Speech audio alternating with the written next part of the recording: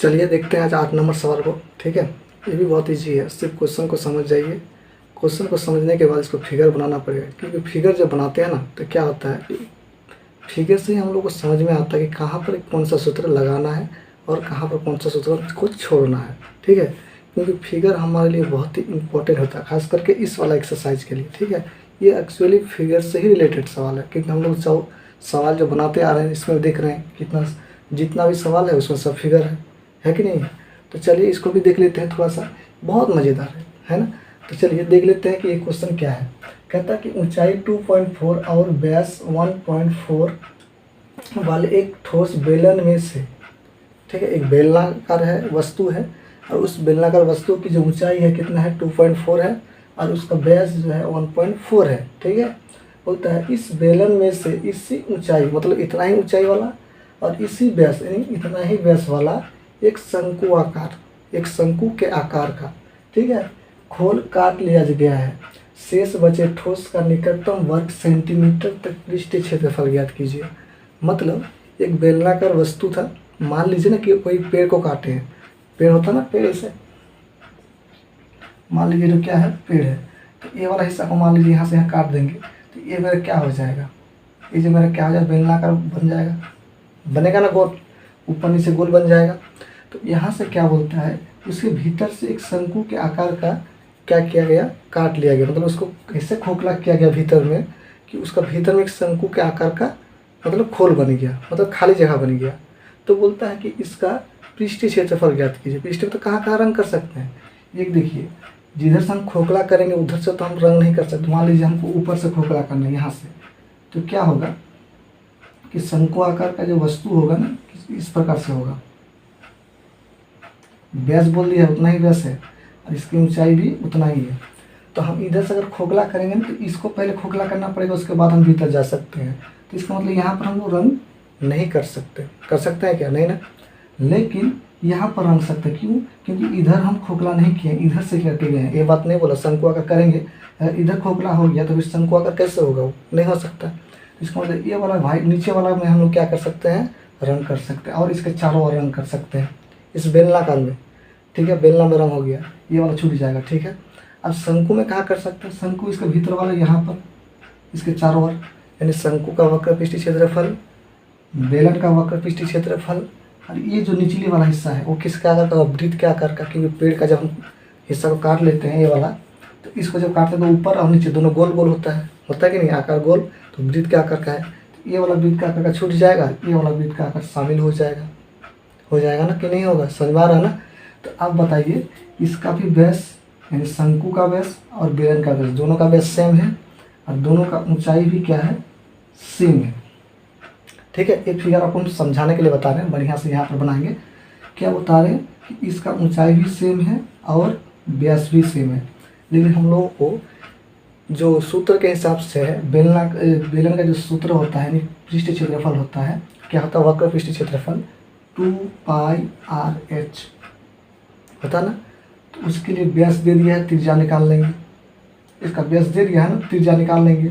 उसके बाद ऊंचाई तो दे दिया, देखिए ऊंचाई दे दिया है, कोई दिक्कत नहीं है। अच्छा इस सूत्र के लिए तो मिल गया, लेकिन शंकु का जो वक्र पृष्ठीय क्षेत्रफल होता है वो πr/l होता है, लेकिन एल तो दिया ही नहीं है। तो सर ऊंचाई जो बोल दिया तो ऊंचाई तो अलग चीज़ है ना, और एल हमारा तिर्यक लंबाई है, तिर्यक ऊंचाई ये वाला इसको कैसे निकालेंगे, ध्यान से देखिए। फिर आपको यहाँ पर हम बढ़िया से बता रहे हैं, आप वहाँ से देखिए कैसे इसको बनाते हैं। ठीक है, तो चलिए इसको हम लोग बनाते हैं। ठीक है, मिटा देते हैं इसको। देखिए फिगर बनाते हैं, देखिए इसे क्या करना है, एक बेलन बनाना है, बेलन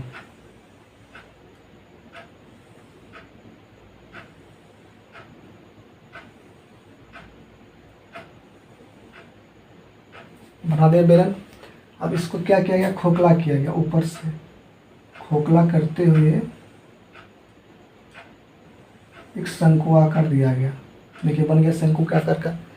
अब इसका जो व्यास है दोनों का सेम है, तो इसका जो व्यास दे के रखा है ना, व्यास दिया 1 पॉइंट कितना 4 दे के रखा है, तो व्यास ने डी दे के रखा है 1.4, यदि r निकालेंगे तो क्या होगा d/2, यानी क्या होगा 1.4 को हम लोग क्या करेंगे 2 भाग कर देंगे। तो कुछ देर के लिए मान लीजिए कितना 14, यानी 7 दूना 14, एक के बाद पॉइंट है तो एक के बाद पॉइंट लगा दीजिए, यानी 0.7 हो जाएगा। होगा कि नहीं होगा, कोई दिक्कत नहीं ना। ठीक है, अब देखिए ये हमारा क्या होगा त्रिज्या 0.7 सेंटीमीटर, कोई दिक्कत। अब इसका ऊंचाई कितना देख के रखा है, दोनों का ऊंचाई बोल दिया सेम है, कितना है यहाँ पर लिख देते हैं 2.4 सेंटीमीटर। 2.4 सेंटीमीटर क्या है एच का मान, एच। तो हमको निकालना एल, क्योंकि जब तक एल पता नहीं चलेगा हम लोग शंकु का वक्र के क्षेत्रफल नहीं निकाल सकते। तो सबसे पहले हमको एल निकालना पड़ेगा, एल निकालेंगे उसके बाद सभी में सूत्र लगा देंगे, कोई दिक्कत नहीं है क्या, नहीं ना। चलिए तो लिखते हैं सबसे पहले जो दिया है, लिखेंगे सॉल्यूशन। दिया है, क्या दिया है, शंकु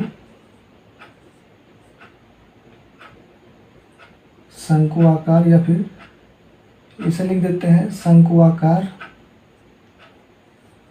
या लिखे ना बेलन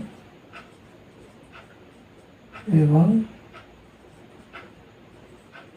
शंकु का व्यास।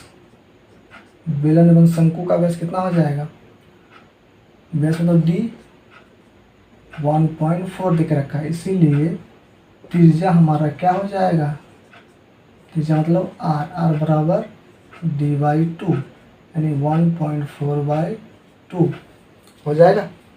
पॉइंट को उड़ा दीजिए, यहाँ पर आ जाएगा 10, 7 दूना 14, यानी 7/10 होगा। एक के बाद कितना जीरो है, एक के बाद एक ही का जीरो है तो एक क्या पॉइंट लग जाएगा, यानी 0.7 सेंटीमीटर, कोई दिक्कत। ठीक है, ये तो हमारा क्या हो गया, त्रिज्या हो गया। लिखेंगे फिर क्या लिखेंगे कि बेलन एवं शंकु की ऊंचाई, शंकु की ऊंचाई मतलब एच कितना देकर रखा है 2.4 सेंटीमीटर हो गया इसका ऊंचाई। तो यहाँ लिख लेते हैं थोड़ा सा, तथा माना कि शंकु की तिर्यक ऊंचाई, शंकु की तिर्यक ऊंचाई बराबर एल है ना, एल सेंटीमीटर है, मान लेते हैं यहाँ पर एल सेंटीमीटर है। तो एल मान लिया, अब निकालेंगे। अब कैसे निकालेंगे ध्यान से देखिए, यहाँ पर अगर ध्यान से देखेंगे ना तो 90 डिग्री का कोण बनेगा, बनेगा ना, बनेगा ना। तो 90 डिग्री जब कोण बनेगा तो ये हमारे लिए क्या बनेगा, यहाँ से लेके इसको मान लीजिए कि केंद्र है, ओ है, ए है, ये क्या है बी है।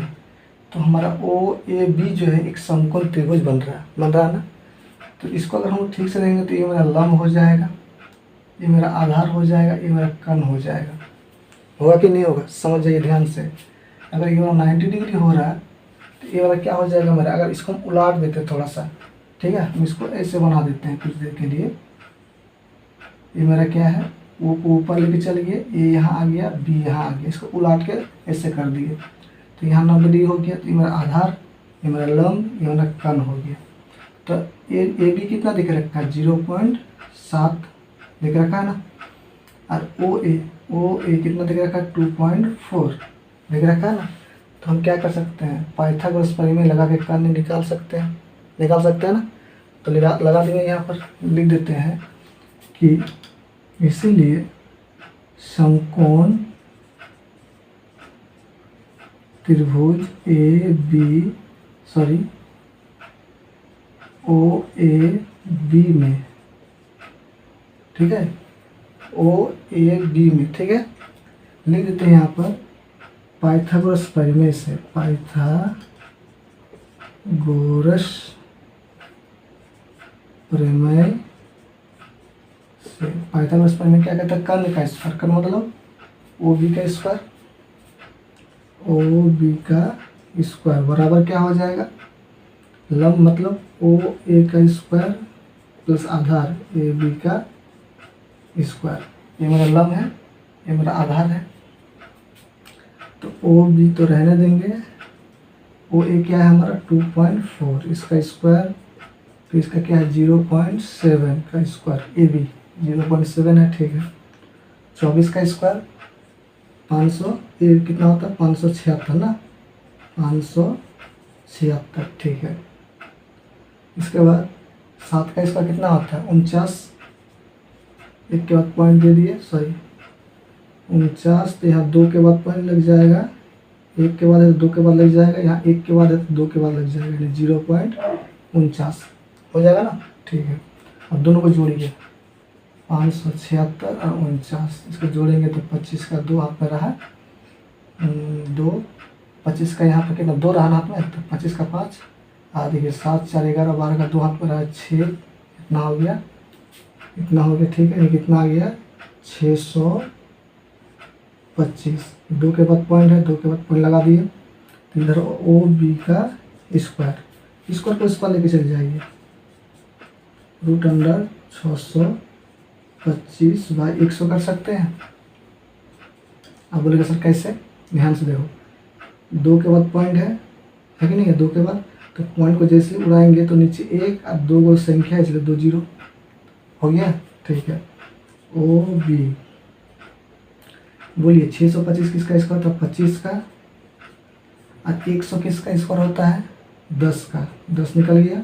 यानी हम लोग यहाँ बता सकते हैं कि एक के साथ एक ही को जीरो है, यानी एक के बाद पॉइंट लग जाएगा इधर से दायां साइड से, तो 2.5 सेंटीमीटर, ये हमारा एल का मान निकल गया।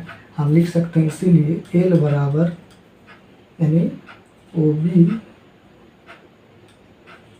बराबर एल बराबर कितना 2.5 सेंटीमीटर, यानी हमारा जो तिर्यक लंबाई है कितना है 2.5 सेंटीमीटर। अब हम क्या कर सकते हैं, डायरेक्टली सूत्र लगा देंगे, लिख देते हैं यहाँ पर कि अब शेष बचे ठोस का पृष्ठीय क्षेत्रफल, अब आप ही बताइए कहाँ का रंग कर सकते हैं, हम क्या बोले इसके चारों ओर कर सकते हैं ना, यानी बेलन का वक्र पृष्ठीय क्षेत्रफल, ठीक है, चारों ओर कर दिए। अब निचला वाला इसका पेंडाटो में कर सकते हैं, नीचे कर सकते हैं ना, तो वृत्त क्या करता है, लिख देंगे वृत्त का क्षेत्रफल प्लस, यहाँ कर सकते हैं, इसके चारों ओर कर सकते हैं, ठीक है, कोई दिक्कत नहीं। आप कहाँ कर सकते हैं, इसके भीतर चारों ओर, यानी शंकु का वक्र पृष्ठीय क्षेत्रफल, यानी शंकु का वक्र पृष्ठीय क्षेत्रफल कर सकते हैं ना, ठीक है। तो बेलन का क्या होता है 2πr/h, वृत्त का होता है πr² प्लस इसका क्या होता है πrl। देखिए यहाँ पर क्या कॉमन दिख रहा है, सभी में कॉमन दिख रहे हैं πr, इसमें भी πr है, इसमें भी πr है, इसमें भी है, तो निकाल दीजिए। तो यहाँ बचा 2h, बचा ना 2h, पाया निकल गया, फिर यहाँ से पाई निकल गया है, 2 बार में 1 बार निकल गया, तो 1 बार बचा है, ठीक है। यहाँ पाई निकल गया, आर निकल गया, एल बचा है, कोई दिक्कत नहीं ना, ठीक है।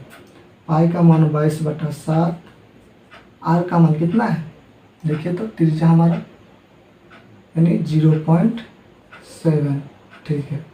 2 गुना एच, ऊंचाई कितना है 2.4, आर कितना है 0.7, एल कितना है 2.5, ठीक है। अब देखिए पॉइंट को अगर उड़ा देते हैं तो 10, काटेंगे तो 7 कैंसिल, 11 दूना 22, 5 दूना 10, यानी 11/5 हो गया। गुना कीजिए इसको तो कितना हो जाएगा 4 दूना 8, फिर 2 दूना 4, 48 हो गया, यानी 4.8, ठीक है। इसके बाद यहाँ क्या है 0.7, फिर प्लस 2.5, इस सबको जोड़ दीजिए, यानी 4.8, 0.7, 2.5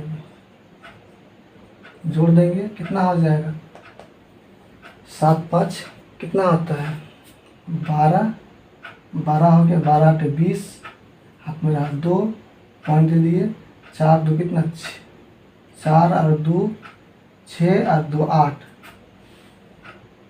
कितना हो गया 8 ना, कितना आ गया 6 और 2 8 नहीं हुआ, ठीक है।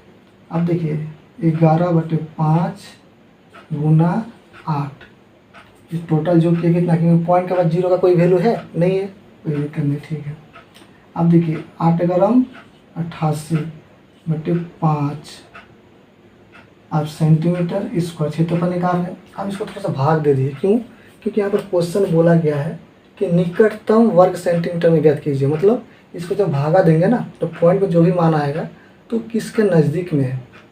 अब किसके नज़दीक में है, जैसे ध्यान से देखिए, अब इसको भागा देके आपको समझा रहे हैं।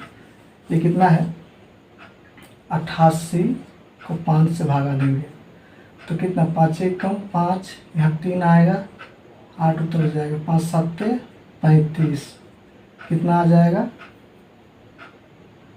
3, पॉइंट लेंगे 0, 5 6 के 30, कट गया ना, कट गया, कितना आया हमारा आ गया, इसको यहाँ बता देते हैं, आ गया हमारा 17.6 सेंटीमीटर स्क्वायर।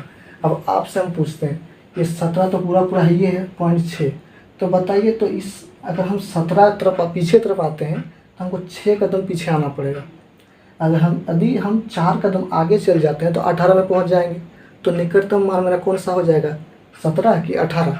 अगर 18 तरफ आते हैं तो 6 कदम पीछे आना पड़ेगा ज़्यादा। यदि हम 17 आते हैं, यदि हम मान लीजिए 17 की तरफ आ रहे हैं तो 17 अगर आएंगे तो हमको 6 कदम पीछे आना पड़ेगा, तब जाकर हमारा 17 पूरा हो जाएगा। और यदि हम 18 जाने का कोशिश करेंगे तो हमको 4 कदम अगर आगे जाते हैं तो पूरा 18 हो जाएगा। होगा कि नहीं होगा, क्योंकि हम लोग जानते हैं एक संख्या जो है, जैसे हम संख्या रेखा जो होता है ना 1 2, तो इसके बीच में 10 गो ऐसे छोटा छोटा दाग आता है, ग्राफ पेपर में देखे होंगे, होता है ना। तो यहाँ तक 17 घर जाके हम 6 गो छोटा छोटा घर जा चुके हैं। यदि हम और 4 गो छोटा सा घर चल जाएंगे तो हम कहाँ तक पहुँच जाएंगे 18 तक। तो हमारे लिए 18 नज़दीक होता है, 17 दूर हो जाता है, नहीं होता इसके हिसाब से। क्योंकि हमको 6 कदम पीछे आएंगे तब जाके हम क्या कर सकते हैं 17 में पहुँचेंगे, और 4 कदम आगे चल जाते हैं तो 18 में पहुँच जाएंगे। तो निकटतम मान हमारा क्या हो जाएगा 18। तो हम यहाँ लिख देंगे कि 18 सेंटीमीटर स्क्वायर, यही मेरा आंसर है। कोई दिक्कत? तो इस प्रकार से हम लोग क्या कर लिए, इसका क्वेश्चन का आंसर ले लिए। कितना मज़ेदार है ना, मज़ा आ जाएगा। बस मेहनत कीजिए आप, ठीक है। और उसके साथ हम हैं, सिर्फ आप मेहनत कीजिए। जहाँ भी दिक्कत होता है आप कमेंट में बताइए, उसके लिए हम हैं, ठीक है। तो चलिए मिलते हैं फिर अगले वीडियो में।